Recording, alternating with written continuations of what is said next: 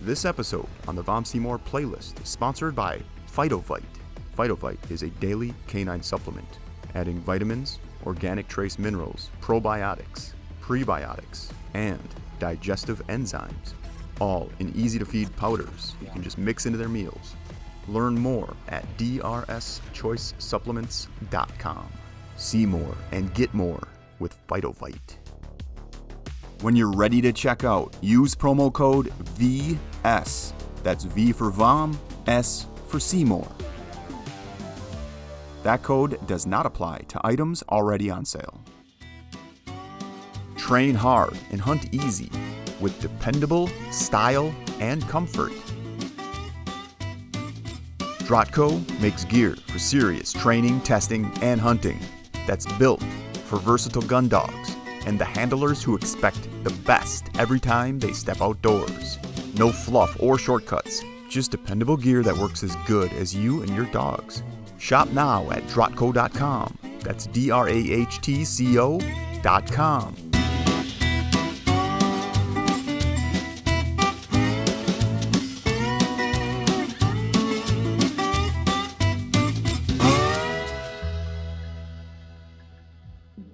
When you've got the gear in your cart, you're ready to check out, use promo code VS, D-R-A-H-T, V for Vom, S for Seymour. Don't guess how to train your dog. At Vom Seymour Kennel, the membership gives you expert training videos, weekly style tips, and simple checklists so you know what you need to do next to get real progress. You'll also get community support, and you can choose plans that include monthly coaching from Joe. Start building the dog you've been imagining by signing up at VomSeymourKennel.com.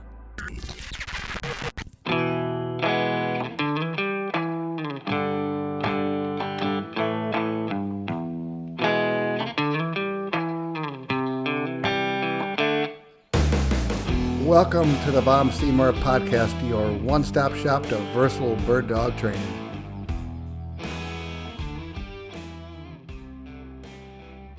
All right, in this episode, Joe and I are going to talk about what it's going to take for you to successfully train a bird dog. So, Joe, what separates an average handler from a great one? The more you do, the better you get. And also, it's when you're training your dog, if you can train with somebody that's better than you to take you to the next level. And that's kind of where I started, is I was trying to train with somebody better. So you can learn from them and make your dog better. Before a training session begins, at any level, what do you do to prepare yourself to go do that training session? Making sure my e-collars are charged. That's pretty important because there's plenty of guys that come out and they either don't have the e-collar on or they don't have it charged. So you want to make sure that your gear is ready to roll. And then also when you go to let your dog out of the crate, and I hope you have your dog in a crate and not running around the back of your pickup truck, make him wait until you tell him it's time to come out. And then we're going to go do some training. And have yourself mentally prepared to make the corrections at the right time. What can a trainer, a handler, do to go into a training session and be successful with these dogs? Just have a positive mindset and always try to end on a good note. If you had a bad retrieve, let's shorten that retrieve up and end on a good note so the dog doesn't go back to the kennel or crate or chain and something bad had happened. So always try to end your training on a good note. I think that's pretty important.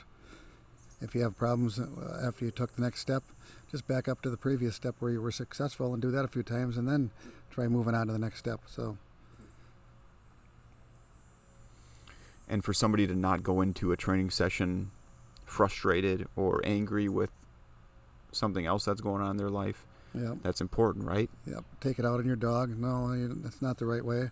The other thing is you don't want to have a few beers and go out and do a forced session because you're not processing your thoughts exactly the way you would if you didn't have any alcohol in your system. And then when you go into your training, have an idea when you get there what you want to do and have some sort of plan, but also don't be afraid to deviate from it if things go south a little bit. But the guys that come to the training days that have an idea what they want to do, those are the guys that usually do well because they already have a plan in their head what they want to do. And these people coming into your virtual training course, you've got everything laid out where each video that they get, they'll know when to watch it and when to work on it and follow them steps with that clear mind and get your coaching assistance if they need it. They should be successful, right? As long as they're doing all those things. Yeah, and I think it's important to watch some of those videos 2 or 3 different times, and then maybe come back in a week and watch it again. The Wool Post and the Force Fetch session videos for sure, because you're going to pick something up every time you watch it, and that way when you're in the middle of it, you can be successful. That's kind of what it comes down to: timing, knowing when to make the correction and when not to make the correction. I mean, it's pretty important. The guy that came and visited me from Nashville, he was having some timing issues, and it's pretty much all about timing. You got to make that correction in the first couple seconds, or you might as well not even make it, because dogs learn like right now, not in 10 seconds after they made a mistake. So when they watch the videos in the virtual training course, they'll know what's right, and they'll see some errors that you've corrected those dogs on, follow that, and they're pretty much going to see most of what they'll experience in those videos, right? They'll see a lot of it, but there's always things that come up, and something that maybe either they didn't catch on the video, or I'm not sure what to do with that now. Well, and that's why we have the elite coaching, so they can call and I can say, okay, here's what you do now.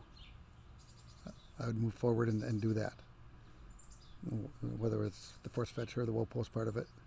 The puppy videos are pretty much just exposure, a lot of different types of exposures, and then teaching those dogs to change direction at a young age. That's a pretty important puppy thing that I like to teach people. What order should they watch these videos in? Yep, I would definitely watch the 2 puppy videos first. There's no doubt about it. There's a lot of stuff in there that can get you off on the right foot. And then when you get time, just watch the other 2, because eventually you're going to be there. And at least that we have some sort of idea of where you're headed, and kind of get the groundwork laid. I mean, when I'm training a dog for HCP, I'm basically training him for VGP. And it works, because you're working on the Force Fetch and the not steadiness part of it as a young dog, but you're always working on Force Fetch because you're always working on hold and carrying things. So that's Force Fetch video can be good for young dogs, because you're teaching them to move on the table and hold things in their mouth, and taking them up and down the obstacle course with stuff in their mouth. And when people get into the virtual course, they'll see the times that they start each of the techniques, right? Each of the training techniques. Yep, that's right. So Wool Post, is a certain age they start that. Right, and the Wool Post part of it, right now I've got a 10-month-old dog of my own that has got decent run but not great run, and it's got some chase but not a ton of chase on birds. So I've pretty much decided not to do the Wool Post with this dog yet, only because she just don't have enough forward motion for me. And if I do decide to move forward and do the Wool Post, maybe in the next 3-4 weeks, I might get the work done and maybe not apply it out in the field. So in other words, the dog will stop on constant stimulation with the flank, but I'm still going to allow the dog to chase for a little bit until I get enough forward motion, and then the work is done. Then I can actually use it on birds. And the reason I want to do that is because when I get out west, I want to be able to stop that dog when I'm out hunting in Montana. If she goes into some big chase, I can stop her with constant stimulation because of the Wool Post work that I'm probably going to get done here in the next 6 or 8 weeks. So every dog's different, and you got to be able to read your dog. And if you're not sure, then that's the time to reach out to me, and we can make the decision together as when the work should be done. How does a handler's emotional state affect training? Well, like we talked about earlier, if you get out in the field and you're all mad because the dog's not retrieving for you, well, more than likely that's on you, not the dog. Apparently you're going to have to step back a little bit and shorten up your retrieves or whatever it happens to take. So, yeah, you just can't get all mad at the dog and pissed off at the world because your dog's not doing it. Most of the time they're not doing it is because the groundwork wasn't laid properly. And when you say groundwork, Force Fetch and using the white pail in the garage and opening the garage door slowly and steadily moving step by step from the very beginning, right? Further, making the retrieves further, and then eliminating the white pail. And if you're having problems with that, just step back a little bit. And this is all in the training that you'll get in the virtual course. It certainly is. Do you think people want to get to step 5 without doing step 1, 2, 3, 4?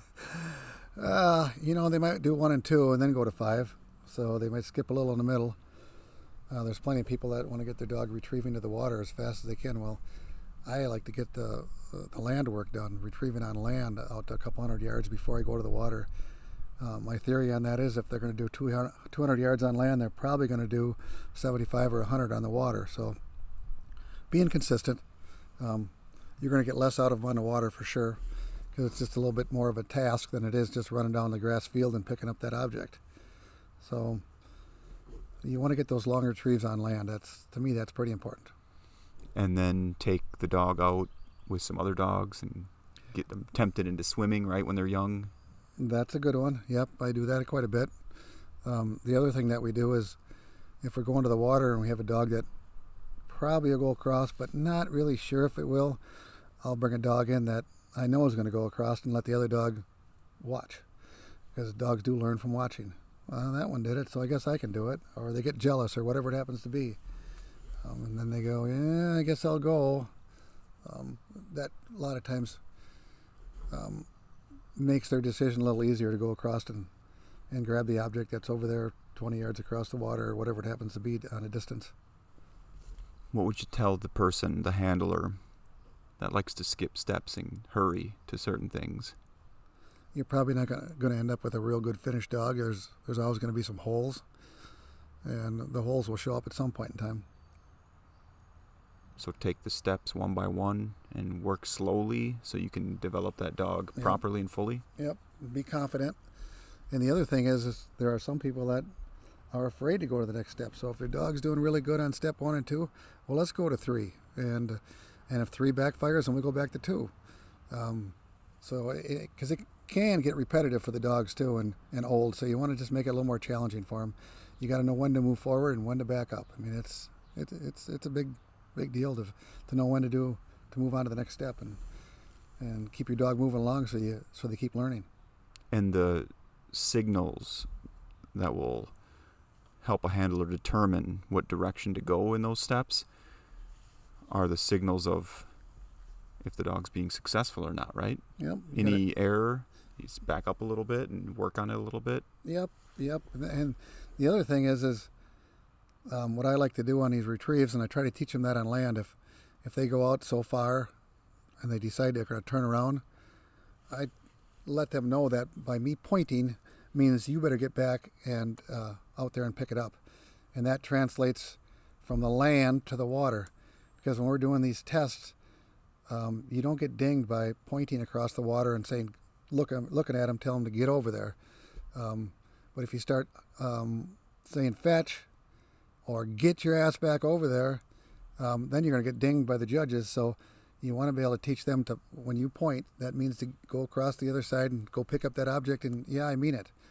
And now that you brought that part of it up, the water retrieves, when you send them across, or the land retrieves, but water is very important. When you tell them fetch and they go out there and they get out 20 yards, if it's a 40-yard retrieve, and you decide, oh, we got this one, you turn around and start talking to your buddy, more than likely, or there's a good chance that dog might just turn around and then look for your direction. So it's important to keep an eye on your dog and keep your eye on the object that's over there on the other side. The guys that turn around and start talking to somebody, it seems to me like there's dogs, in fact I had it happen twice like last week where the dogs failed. I had to bring them back and restart them again. So keep an eye on the prize, which is the object on the other side of the water. That's pretty important. At the test that we do with these dogs for the German testing, you get one command.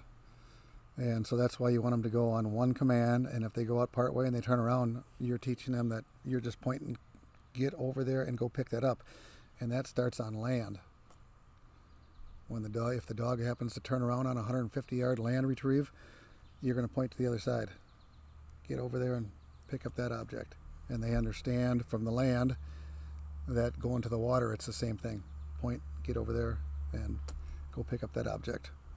And it's important to stay consistent, right? With your command, relate the command to the specific action, or the body language, the point to the specific action, right? Exactly right. Yep. And the other thing that I like to talk about is when we take our dog to the water, some guys sit their dog. I'm just not a sitter. I like to have them stand. So if you got your dog standing, I like to think of that dog as an arrow. So that whole body is pointed in the same direction as that object that's on the other side. So think of that as shooting an arrow out of your bow. If the dog's head is looking left, the dog's head is looking right, more than likely they're going to go where their head is. So have their head pointed in the right direction and have that body act as an arrow in the direction that you want to go. How do you keep the dog pointed properly? I bring them in at a heel, and the dog's at my side. And as soon as I get to the water, if I think they're ready, whether it's 3 seconds or 5 seconds, I tell them fetch. I don't like to sit there and manipulate their head and all this kind of stuff. I like to get them lined up like an arrow and have their head pointing in the right direction. They already came out of the truck and we're walking up to the water and they're pointing in the right direction. They stand there for a couple seconds. Fetch! Get over there. What do you do early on to get that dog to be that quick with their point before you send them off? I mean, what about the person out there that has the dog that isn't pointing, as quickly as how you explained it, and they have to turn their head or, Then it seems to me like they start manipulating their head and trying to, if they're looking left or they're looking right, they're probably going to go that direction. And if you can't get them straight and get their head in the right direction, just grab them and heel them back 15 feet, bring them back up again and get their head right, get their body language pointed in the correct direction. So there's nothing wrong with that. If you don't send them on their fetch command, you can just roll right back 20 feet, bring them back up to the water again, and send them then. If they're looking the right direction. Yep, exactly. What if they just continuously are not doing what they're supposed to do and are not pointing in the right direction with their eyesight? Well, at the test, you're probably SOL. You just got to send them. What do you do, though, in training to foster that? Well, it starts because we have that pail out there, and they see that white pail, and they're looking at that white pail, and there's something there. And that's the nice thing about the white pail. They get pointed in the right direction that you're sending them. You lie your head out in front, fetch. Get your hand out in front of the dog's head and tell them fetch. And they see the white pail, so they're going straight. So I'm teaching my dogs to go straight this way. And whether you want to do the baseball thing, which is if you're at home plate and you do first base, second base, and third base, you can put 3 pails out, one on first, one on second, one on third, and then you can teach those dogs to go towards that pail in the direction you're sending them because they see that white pail. And if they go to the wrong pail, bring them back. Nope, we're going to third base this time, buddy.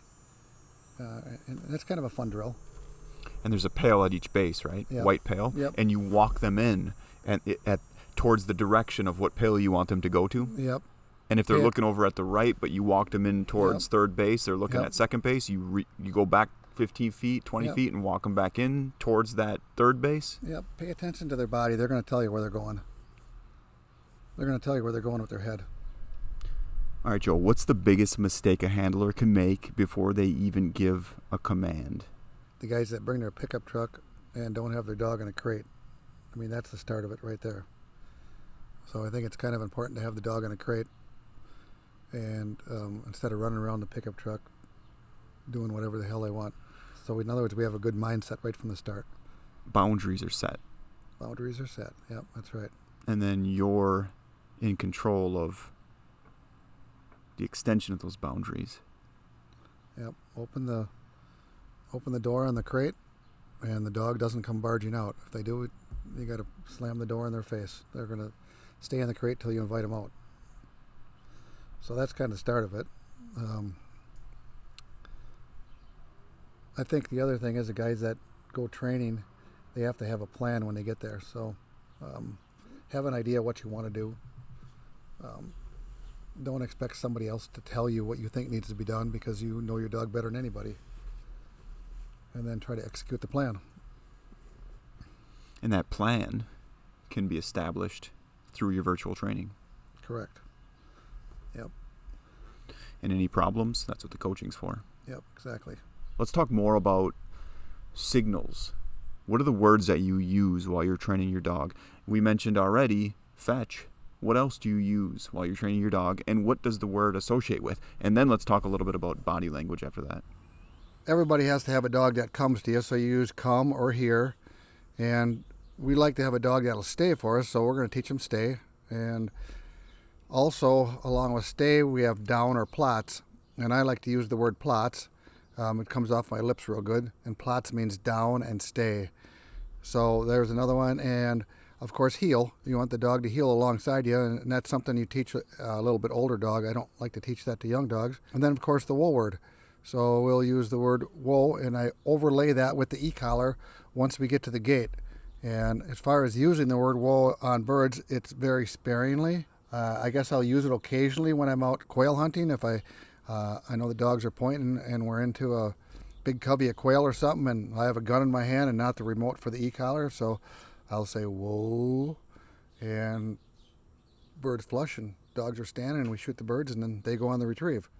So I use the whistle as a release command, and I also use the whistle for handling occasionally. If I want the dog to turn left or turn right, I'll do a real light whistle blast, but I don't even use the whistle a ton.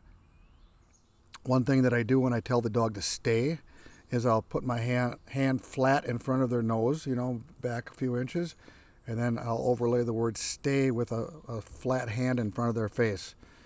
They soon understand that when my hand goes up, they have to stay, and they're like, all right, I got it. And the other nonverbal I use is when the dog comes in to sit, I'll overlay the word sit with my finger pointed up in the air. So that's kind of a good one. And then, of course, the body language stuff that we do at the water, where the dog is maybe going to the left, and I'm going to try to get my dog to the right on the retrieve a little bit, so I'll over-exaggerate my body to the right to try to get the dog to come to the right, and then straighten myself back out again. So body language. Along with out in the field, when I'm turning right, I'll completely turn my body when I'm going to the right, and the dog will see my body heading that way. And then when they're to the right, I'll completely turn my body to the left. So it's a body language thing as well. Are you pointing as well? No. Just basically my shoulders and my head is pointing in that direction. And that's where that goes, is they learn to cue off you at the water the way your body and your head is looking. Where your head is looking is where the dog is paying attention to where you want him to be. So no finger pointing, just that positioning of your shoulders well, and head. If the dog turns around and comes back on a retrieve, then I'll point across towards that retrieve by all means. Okay. Anything else on the nonverbal? Not that I have right now in my head, but I'm sure there's something. Sometimes the guy does things he doesn't even know it, and that's why sometimes doing these podcasts and these interviews like this, it's kind of cool if somebody would be walking alongside you when we're out actually training, because you're like, I'm thinking of this or I'm thinking of that, and I should take notes sometimes when I'm out there doing that, because it comes to me a lot when I'm actually out there running the dogs or training or retrieving or whatever it happens to be. But that's pretty much where I'm at right here. So anything additional, you'll be able to provide that in coaching as you're working with people if it comes to you. But the main ones we've gone over. Exactly, that's right. Talk a little bit about while you're training a dog, early on in the dog's life through the training steps, what you do to foster those signals, verbal and nonverbal. As a young puppy, I always start out at the gate with my whistle. So my whistle command is a short whistle blast with a P in it, and that means go. And that carries through that whole dog's life. I use it for the release when we start the bird work, whether we're doing VGP and we work on stowburn. That's a deal where you can't use the word fetch, but you can give a whistle blast, and they soon learn to take off like I'm gone when that whistle goes off, because they're just waiting to go. And then when you're walking with the dog in the field, it's got a check cord on, it's on its own, you change direction and do those shoulder directional points, right? To get the dog to follow you. And Body language, turn your shoulders right, turn your shoulders left. get them to work with you. That's the key. And a little bit more on the whoa verbal command. I generally don't use it a lot. Like I was saying earlier, we use it maybe if I'm walking up on a big covey of quail or something like that. But when I'm out training, it's all about collar pressure, using the collar to stop the dog. And I very seldom use the word whoa. To get the dog to understand the word, I start at the gate, and so when I'm stimulated on that low level, I overlay the word whoa, because they already know the task, and now we're putting a word to it. And we'll do that at the gate. But when I'm out actually training on birds out in my field, I very seldom use the word.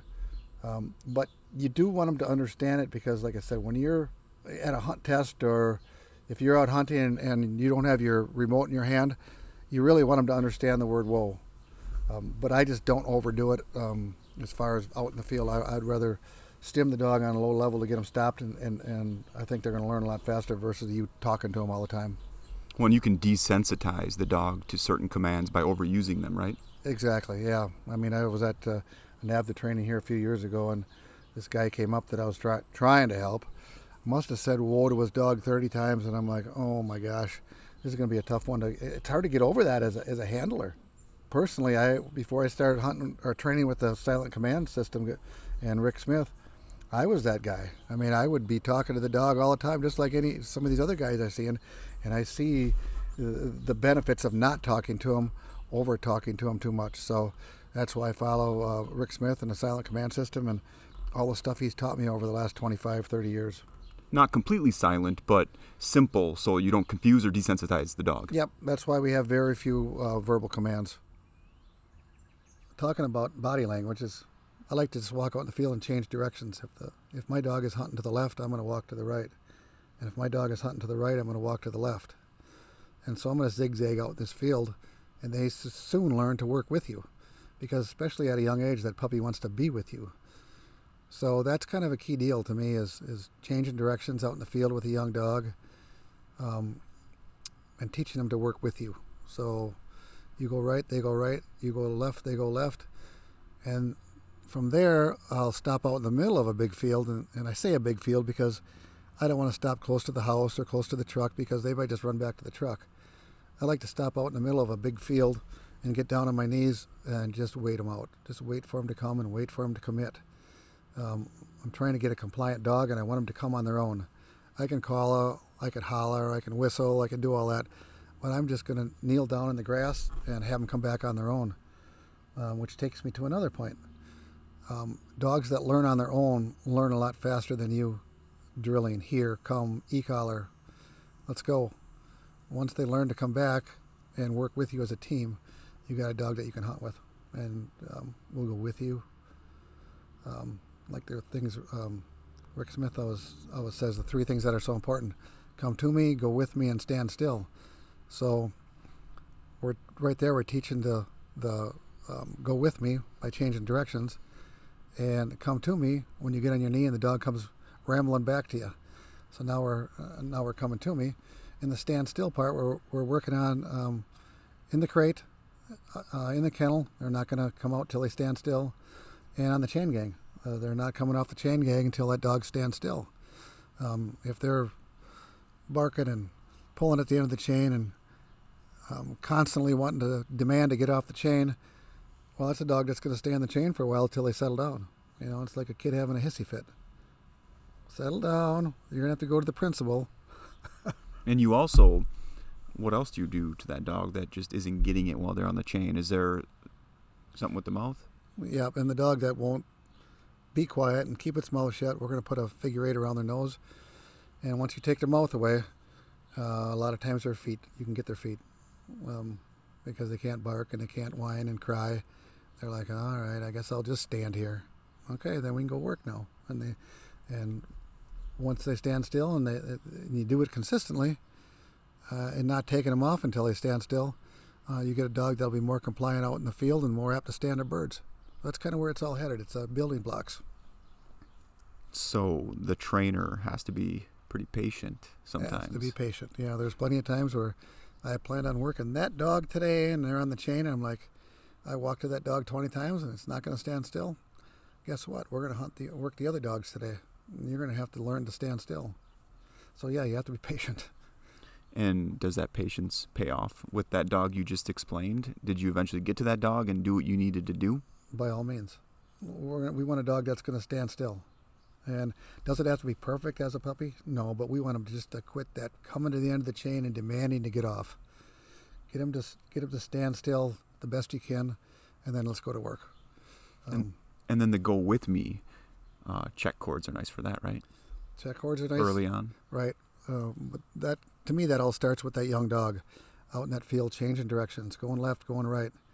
I like to run my pups down the trails in my woods, and I'll get to a Y and that pup's going right. Well, I'm going left.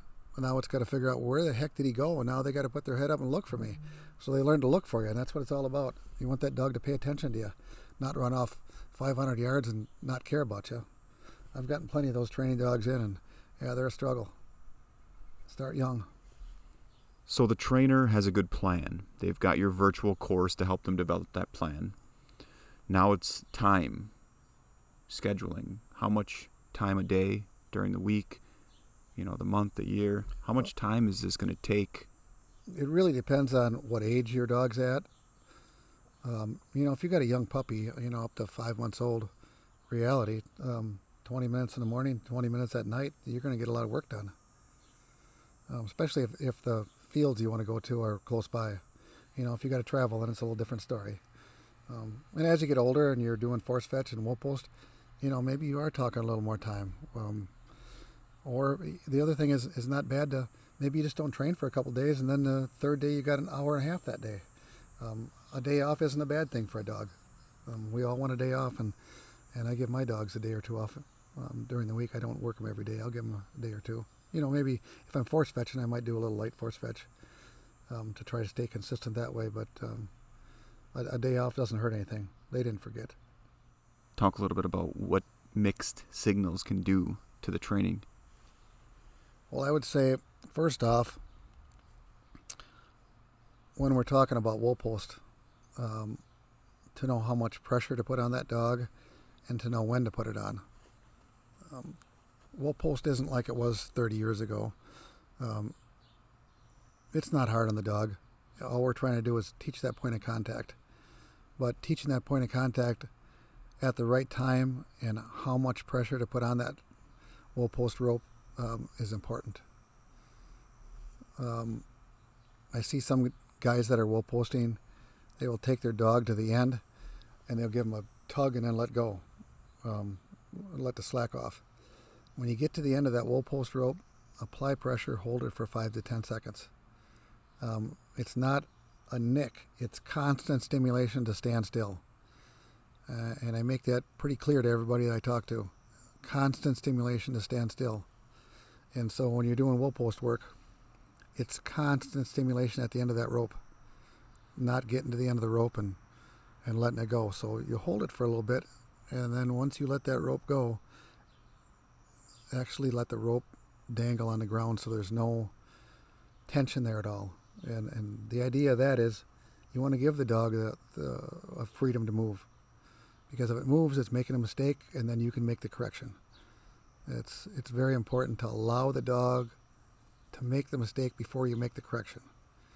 And I see it quite a bit where in the bird field, the dog goes on point, and the guy thought the dog was going to move, so they stimulated the dog to stand still. No, let the dog break in on the bird, launch the bird out, and then make the correction, because the mistake was made, now you can make it. If you continually try to make a correction before it makes the mistake, or you think it's going to make the mistake, that's a dog you're going to be training for a while, and probably you're going to have to try to maybe stimulate when you're out hunting to get him to stand still. No, you actually allowed the mistake to be made, so then we make the corrections. It's no different than you and I, where kids who made a mistake, we got in trouble. Oh God, okay. I guess we can't do that anymore. So the dogs learn from that. And that rope around their waist, that turns into the electric collar around their waist? Turns into a e-collar where we cue the dogs to stop with real light stimulation. Constant light stimulation, just like the rope is teaching them, the signal, right? Exactly to stand still. Yep. Constant stimulation to stand still. And the dogs that get it, I mean, I've got a guy right now that I'm helping on the eastern part of the state, and his dog's stopping on a low and medium one, and for you and I to feel a low and medium one, you can't feel it on your arm. And that's where you want to be with the dogs, right? Yeah. Unless you're snake training, right? Well, snake training, we even try to teach them on low stimulation. I mean, that's a whole other can of worms, because when they're snake training, the guys that are snake training and want to fry them on a high level of stimulation right off the bat are making a mistake. We want them to actually smell it, see it, and experience it more than once. So we'll let them smell it and see it and hear it several different times before we're going to make a correction on a 3, 4, or 5 level. Because if you go to a 7 right away and go to the highest level, they ain't going close. Well, we want to keep their curiosity up so we can teach them a few different times, whether it's sound, scent, or sight, and make the corrections off of that. And if you give them too much stimulation right off the bat, you probably got a dog you're not going to be able to do all 3 things with. Any other mixed signals? So we talked a little bit about the whoa post and constant stimulation, 10, 15 seconds holding after the dog moves a little bit when you want him to stand still. What else for mixed signals should people avoid as they're training? Well, I think we'd be talking about force fetch, and I use the toe hitch, and so to know when to stimulate and how much stimulation to put on and how fast to make the correction. So when you're force fetching and the dog spits the object, you have to get that toe hitch in your hand as fast as you can and then get the object backed up to their mouth. You can't wait 10 seconds. Oh, they dropped it. Now where's the rope? Now where's the object? So you got to make the correction fast. And so that's all about timing. It's not, you can't wait long to make that correction. So prepare your workstation, know where everything's at, Yep. have a backup Double. object. Yep, exactly. I always have one in your back just pocket. in case the object that was in the dog's mouth that fell out is on the ground far away. You grab Yep. a new one, pull that, get the mouth open with the pull, right? Yep. In the mouth. And here's another one that I've seen recently is guys that are doing the toe hitch, they won't actually let go of the end of the toe hitch. So in other words, the dog is pulling its foot back after you said out, you still got a hold of that toe hitch. Well, now they're getting stimulation on their toe. So it's pretty important for me to completely let go of that toe hitch rope. And if people understand that, I think you can move a little faster, because they're pulling back and getting that mixed signal that I hate to see, and to me that's pretty important to completely let go of it. So the dog pulls its paw back, and if you're holding on to that toe hitch, it's going to give the signal to open the mouth, Yeah. which you don't want right there and then. Yeah, because you just took it out and you're not even prepared to do another fetch command. And the thing of it is too with force fetches, I don't even use the word fetch the first half a dozen days. I'll teach them the job to reach for it, and then overlay the word fetch after a few days. Maybe even a week. It just depends on the dog. What else for mixed signals can you think of while these people are going to be doing their training, following your prescription here? We already talked about it a little bit, but keeping an eye on the prize across the water. Don't turn your back to the dog. And if the dog is working to the left and you know the object is to the right, don't be afraid to shift your whole body to the right 10 feet, 15 feet, and over exaggerate to the right, because they're to the left, and you can manipulate that body a little bit by turning your shoulders, because they learn to cue off of your body language. So the dog's working to the left, and you know you want it to go to the right. I will take and move my feet down the bank X amount of feet and actually turn my shoulders a little bit further than I really should. And then once we get them coming back in the correct direction, then I'll bring my shoulders back around and square up with where the object is and keep my eye on the object. And I think that's a big deal. Keep your eye on the prize. Try to help your dog with the body language. And it goes back to the puppy. Training them out in that field, changing directions. He's going right, and then you go left. They're going left, now you turn right. They learn to cue off of you. And that's all, I mean, it starts young, and then it all builds into this retrieving at the water, and the whole training program is that they're working off of you because they're working with you and for you. You're a team. And while you're working as a team, stay connected as a team. Don't talk to your buddy when your dog's going to retrieve something, right? Yep, and that's a lot of times when a dog will lose it. And I catch myself doing it too. I'll be honest with you. So I'm working a dog, and I've got a remote for my launcher. I've got my remote for my e-collar. I've got my cell phone, and I'm videoing the workout here because I want to send it to the guy I'm training the dog for. And I would say 30% of the time there's something that happened that wouldn't have happened if I wouldn't have been doing my video cameraing with my phone. So pay attention to what you're doing. I mean, I feel like I have to do it for the dog owner so they can see where their dog's at, you know. I'm training a dog for another person. Because most of the time I am out in the field by myself. Unless we have a Thursday night training night where we have a whole pile of guys walking along out there, which is fun too. Anything else you can think of for mixed signals? So we talked about, body language, verbal language, keeping that all consistent, keeping your eye on the prize, the wool post, the tension for being still, make the correction quick, the toe hitch. Anything else as far as keeping those signals accurate and on time so the dog understands what they mean and reacts properly to them when you make them? Like I say, allow the dog to make the mistake and then make the correction.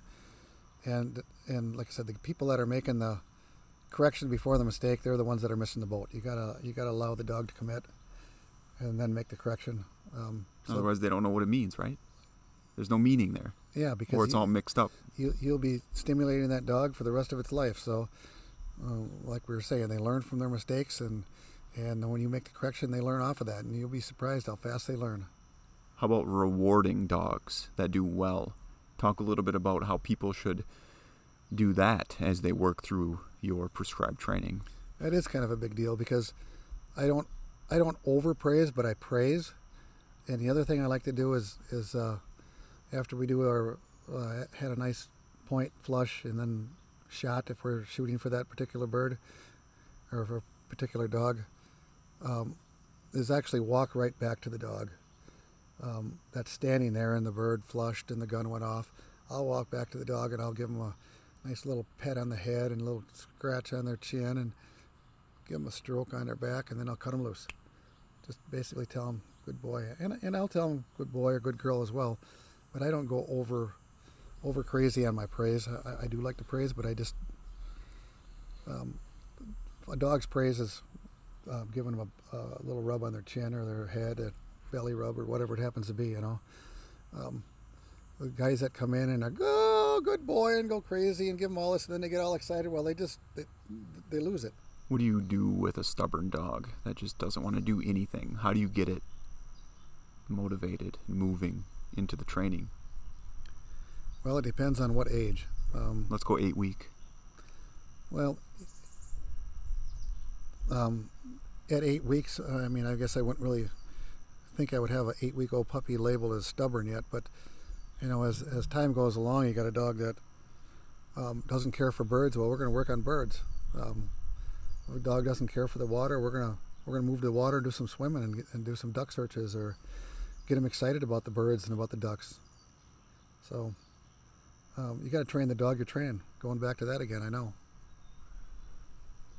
How do you tell if the dog is engaged or if its mind is somewhere else, other than looking at it and it is stubborn and doesn't want to do anything? Eye contact. Dog that's working with you. And that brought up a good point. Something I wanted to mention in this as well. When you're doing your retrieves, whether it's land or whether it's water, it's sunny out, it's real bright. When the dog's coming back on the retrieve, it's pretty important to flip your glasses up so you make eye contact with that dog. And I think that's pretty important. And the other thing is, when you're doing your retrieves, do everything you can to get that dog to have its head up and give you eye contact when they give you that game or that stoking or whatever it happens to be. Anything else for rewarding the dog besides praise? Do you do treats, anything like that? Well, I may use an occasional treat with a dog that's struggling with coming back. Like we talked about earlier, where I'm going to walk around that field and change direction, and then I'm going to get down on my knees and have the dog come back. And if it's a dog that's kind of struggling with that, instead of a belly rub, I might give him a piece of hot dog or something. Oh, this is a good guy. He's going to give me a treat. So I'll do that on occasion. But otherwise, I'm not really a big treat guy. I'm more of a praise. Going to give him a nice little pat on the back, or let him know he's a good boy. Now, you talked about come with me, right?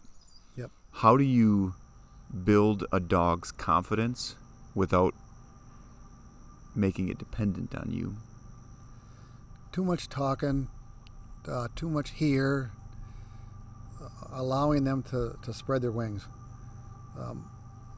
Don't be afraid to let the dog run 150, 200 yards. And everybody's got their own distance that they want. It's easier to bring them back than it is to try to get them to stretch out in the field. So allow them to run the field, and if you feel they're too far out of control, then reel them in a little bit. So how do you reel them in? So with the young dogs, I like to start with a e-collar and use the beep.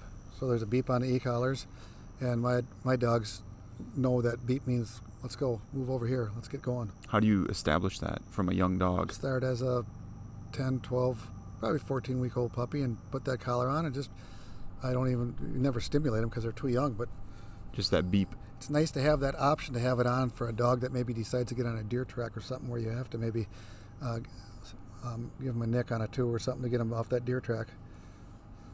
So incorporate the beep with a nick if you have to do some trash breaking. That's what I would call that. Chasing deer. Low stimulation. Yep, trash breaking. We don't want them chasing deer or taking off on you. Decide to chase a turkey out of the woods or whatever it happens to be that day. How do you build the understanding of the meaning with that young dog of the beep? Means come back here. How do you build that understanding? By using it. Changing your directions. With the check cord? I'll have the check cord on, but not at the end of my hand. And now that brought up a really good thought. So I've had a few guys that were afraid to do too much with their dog, and because they didn't want to ruin them or make a mistake. So that is a mistake. But one of the things they do, or some people do, is they want to take their dog for a walk around the neighborhood, which is fine. But now they have this real short leash on them. They got to, whether it's a check cord or a lead where they teach them to heel, and now we got a 5-month-old puppy that has been heeling around the neighborhood like a rock star, and it never had a chance to really get out and spread its wings and see what kind of run it's got. And so you gotta mix the two up. If you're gonna take them for a walk around town, that's great, but take them to a field and give them some free runs so they can figure out what their run is, how far they're gonna go, and you'll figure that out as time goes on. But you got to have a bird dog that's going to get out there and hunt for you. If it's just going to walk within 20 yards, it's no fun for me or you, and it's no fun to watch a dog that's hunting that close. You want to get them out there hunting for you.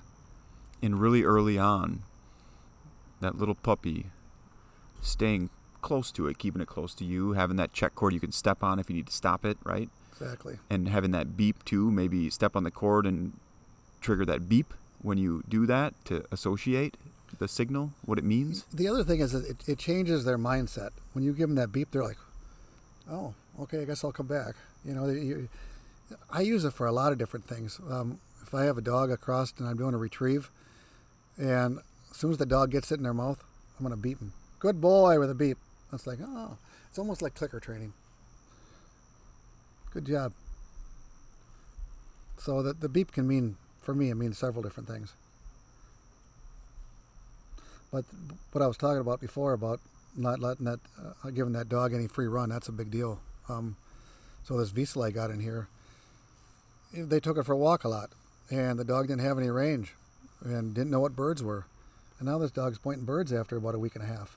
And he's running the field 50, 60 yards. It's been fun for me the last week or two with this little dog to see its mind explode. And to get it there, did you just go back to step 1 and slowly go through the steps? We just kept going for walks. Kept going for walks and kept going for walks, and then setting birds out. Let it get its mouth on a couple birds. I mean, it was afraid of them at first. Exposure. So that motivation we talked about. And it realized, I like birds. And now that little 5-month-old puppy is chasing them pigeons 100 yards. It's like, that's quite a change in a matter of a week and a half or 2 weeks, however long she's been there. But it's been fun for me. So then to get that dog to the pro level, it's go through your virtual training steps, right? All that's going to help. There's no doubt. This guy's going to probably bring me the dog back, and I'm going to give him a lot of advice, and more than likely he'll buy into the program, and we'll have a relationship. What have you noticed through your years training, your experience training, that you do that makes a dog want to work with you? I think because we're successful in the field, and we're working, and we're giving these dogs a job, and dogs need a job, like we talked about earlier. A happy dog is a dog that's tired and has a job. So most dogs like to work, and when you get them off that chain, they want to go to work, and then I'm like, we're buddies. Let's go find some birds. Let's go do some retrieving work, or whatever it happens to be. So, I'm stimulating them by having them work. And the training that you have set up in your virtual course, that's all work too, from step 1 to step, the end. Stimulate that dog, make him think. The last few years I've been doing this obstacle course where I have these dogs go up and down the different things we have there for them to walk on, and it's basically just making their brains branch out and having to learn something new. What's the mistake that you correct the most in the dogs you train, generally speaking, in most of the dogs? A lot of guys haven't had their dog on the chain gang, so I think getting them to stand still at the chain, and getting them not to barge out of the kennel. When I open the kennel door, they think they're going to stick their nose out and come out. Well, no, you're not coming out till I say it's time to go. So the stay, a part of the stay, come with me. The stay, the stand still on the chain. I mean, that's because they always want to stomp their feet and pull to the end and basically demand that they get off the chain. Same thing they do when they want to get out of the house. They're going to demand to get out of that house. Well, you're going to go when I open that door and I say it's okay to go. Not barging out of the door in front of me and knock me over. No different than jumping on people. Both these little puppies I got are wanting to jump on people. Well, it didn't get corrected as a young age. We got little kids, and the kids like that. Well, everybody's got to be on the same page. Whether it's the kids, the wife, or the husband. If you don't want them jumping on you, nobody lets them jump on you. Consistency. The dog is at the bottom of the pecking order, and the rest of the family is at the top of the pecking order, and people have to understand that. And if everybody's on the same page, you're going to end up with a dog that's well trained and will listen and work for everybody. And everybody has to maintain the consistency of the signals, right? That's right. Everybody. And what's expected of the dog. If you could eliminate one bad habit from every dog owner, from every trainer, let's say trainer, if you could eliminate one bad habit from every bird dog trainer, what would that habit be from your experience? I guess I would probably have to say the trainer not being consistent with their dogs. Like we've been talking about this whole time. Yeah. One day it's okay to barge out of the kennel. The next day you got to stay till I tell you to. So, and that's every part of training. When you tell them fetch, you mean fetch. When you want that retrieve to come back in front of you, I have my dog sit in front of me. I want my dog sitting square in front of me. I don't want them cocked off to the side. I don't want them turn their back to me. And if they do those things, how do you correct it? Well, we're going to make a correction with, I like to start, if a dog is consistently doing that, I'll take the command lead and I'll heel with that dog and I'll stop and back up 3 steps and have that dog sit square in front of me. And then I'll go for another walk and I'll stop and back up 3 steps. I'll maybe do it 30 times in a row. Basically telling them what I want, showing them what I want. You're going to sit in front of me and you're going to build off of that, whether you do it 3 days in a row or 10 days in a row. And you're going to teach that dog that when it comes in, it's got to sit in front of you. Not cocked. Continue with your list. So there's We left off with a little more detail on when the dog comes to you and sits, how it's supposed to sit in front of you. What else? Well, I would say probably talking too much. Like we mentioned earlier as well. Yep. Sit. I was just talking to a buddy of mine down in Texas today as a vet, and he said he just cringed today when this couple came in. They had this little dog, and I told him to sit 10 times. He's like, oh. So he's been learning from me, and you tell them that you give them their command once to sit. That's your job, not sit, or whoa, whoa, whoa, whoa, whoa. No, it's whoa. And if they make the mistake, then you're going to make, your correction. So lots of talk, no corrections is a problem. Or another one is the guys that come in and are praising their dog and tell them they're a good boy when they just made one heck of a mistake. So praising when it's not needed or shouldn't be, was bad behavior. So you're going to praise and give them their belly rub for their good behavior, not their bad behavior. So I had a guy came in a few years ago, and this dog was out of control.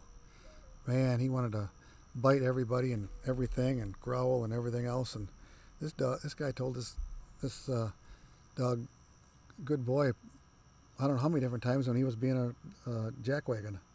So you're not a good boy when you're doing stuff wrong. Mixed signal again. Mixed signals. Now let's close this off with some talk about the benefits of making a plan and following the plan and being consistent with your signals, correcting immediately. All the stuff we've talked about. Somebody does it and they follow your virtual training step by step. What are the results that they're going to see, when they're out in the field with the dog? You're going to see a dog that looks probably 10 times better than any dog you've ever hunted with, and all your buddies are going to be jealous because you're going to have a dog that's retrieving birds to hand, dog that's holding its birds, dog that's running the field the way you can be proud of, and you're going to end up with a good citizen in your house. I mean, the whole thing is going to go together. You're going to end up with a little rock star. You got to make that plan, and Joe's got the virtual training to help you make that plan. You got to follow the plan, work the plan, and you'll get there, right? You sure as heck can get there. I think a lot of it is guys just can't be afraid to reach out when they have questions. To me, that's a big deal. It's a lot of work for me, but it's beneficial for you guys to reach out to me when you have questions, or if you're not sure, or what do you think I should do now, or what step do you think I should be after now that the dog is doing this? And so don't be afraid to reach out, and we'll help you make a plan and help you get your dog to the next level. It's key. There's no doubt about it. Yeah, keep your signals consistent. Keep your timing immediate after errors so they know that the correction is for that error, so the dog knows, right? Yep. And they make the corrections in their minds and become the dog you want them to be. One you can be proud of. Yeah, so that's when we talk timing and signals and all that stuff.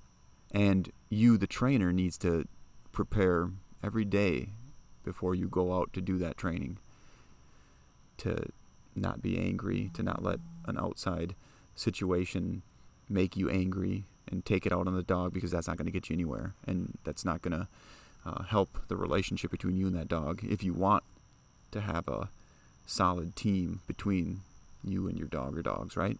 Yep. And when you go training, make sure you have a plan, what you would like to get accomplished, and if you don't get it all done, that's fine too. There's always tomorrow. So just get the dogs out there and start working them, and that'll foster questions, and I'm here to answer them. So as you go out and train your dogs, or go out and hunt with your dogs, take what we talked about here in this episode and apply it, and you'll more likely be successful. Train hard and hunt easy with dependable style and comfort.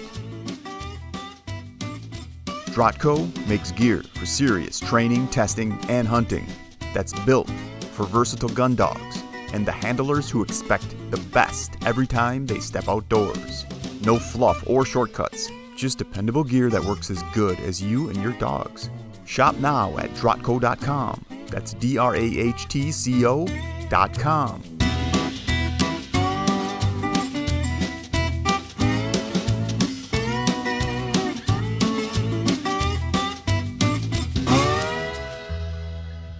When you've got the gear in your cart and you're ready to check out, use promo code VS, DRAHT, V for VOM, S for Seymour. This episode on the VOM Seymour playlist is sponsored by Phytovite. Phytovite is a daily canine supplement, adding vitamins, organic trace minerals, probiotics, prebiotics, and digestive enzymes, all in easy-to-feed powders you can just mix into their meals.